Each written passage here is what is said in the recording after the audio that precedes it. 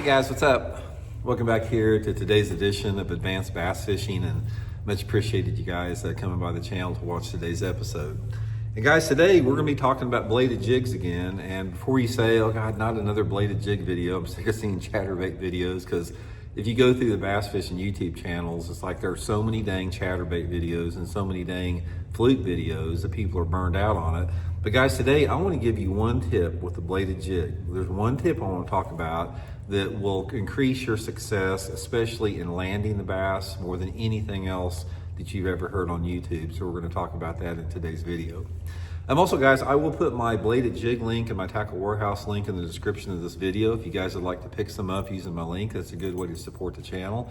And also, guys, thank you very much for everybody that's taken time to hit that subscribe button here at Advanced Bass Fishing, or become a channel member of Advanced Bass Fishing, or use the Patreon. Really appreciate that. And one final thing, guys, anybody interested in booking an on-the-water lesson with me, just go to my Facebook page, Randy Blaukat Professional Angler, and shoot me a private message. So thank you very much for listening to all that. Okay, guys, bladed jig things I want to talk about specifically today. One very important aspect of bladed jig fishing, and that is how to set the hook on a bladed jig. Now, before I learned this, one of the things I struggled with for a long time with bladed jigs was losing the fish. I lost so many bass on a bladed jig. It's like I'd get the bite, I'd have one hit it and I'd miss it, or I'd have one hit it, I'd set the hook on it and I'd have it on for a couple cranks and I'd come off, or the fish would jump off, anything. I just lost a ton of bass on a bladed jig. And one of the things that I started trying to figure out is I started watching videos of some of the best bladed jig fishermen in the world. And probably the #1 bladed jig fisherman in the world is a guy named Brett Hite. You may not have heard of him. If you have, then you know what I'm talking about. He was sort of the person that was responsible for really making the chatterbait famous, because he won some big tournaments on it. So I went back and I started just watching videos of Brett Hite winning tournaments on a chatterbait. And I got watching how he set the hook. Now, this is how I set the hook before with a chatterbait. I'd throw it out there and I'd be reeling it. And then, on a chatterbait, there's two different type of bites. One of them is a hard strike and one of them is just like it gets mushy. But when I got a strike, I'd be reeling like that and I'd go boom, just like a live nerve ending like that. And I got watching Brett Hite, and what he would do is he'd throw out there and it's like he'd be reeling it, and all of a sudden he'd just like walk back like that. He wouldn't even set the hook. He just like, you didn't even know he had a fish on. He'd just be reeling, and then he'd take a couple steps back and just start reeling. He never set the hook. All he did was start reeling faster, pulling into the fish, and stepping back.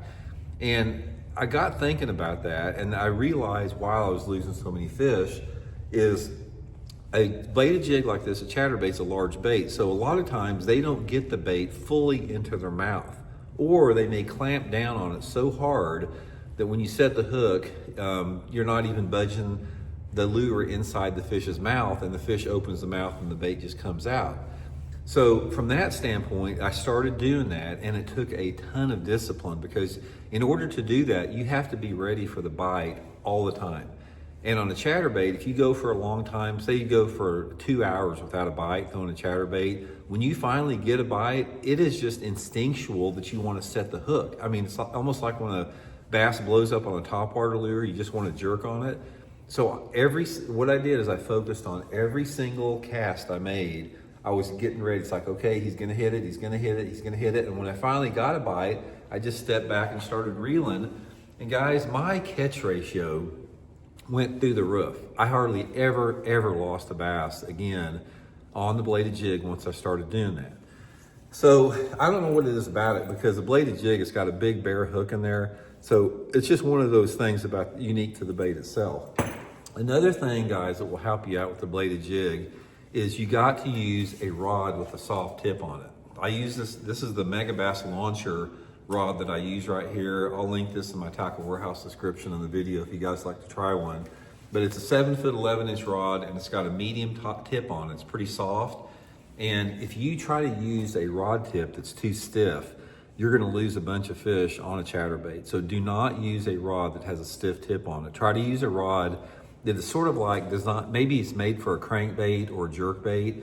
A soft tip rod is going to allow that flex on that rod tip to allow that bait to get a little bit further back in the fish's mouth. Super, super critical to do that. Your hook set and the rod you use are the two biggest elements to, getting those fish in when they finally do hit.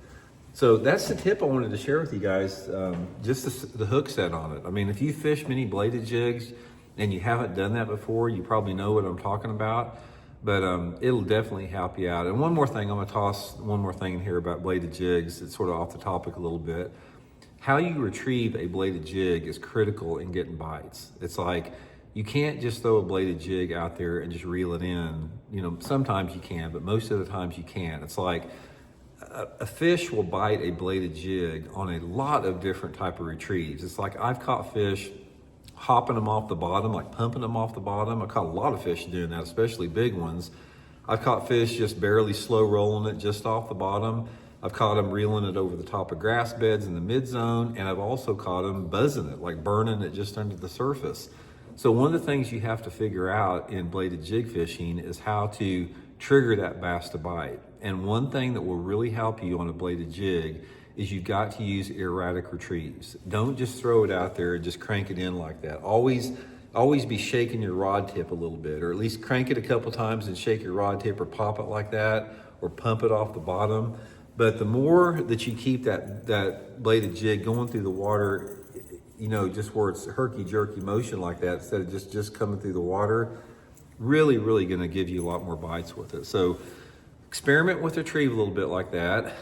Figure out what the fish want. It just depends on day to day. There's not like one shoe that fits all with it. And really focus on setting the hook or pulling into the fish like I told you there. It will really, really help out your success in there. So anyway, guys, thanks for tuning in. I hope it helps you guys do better on your bladed jig fishing, and we'll check in later.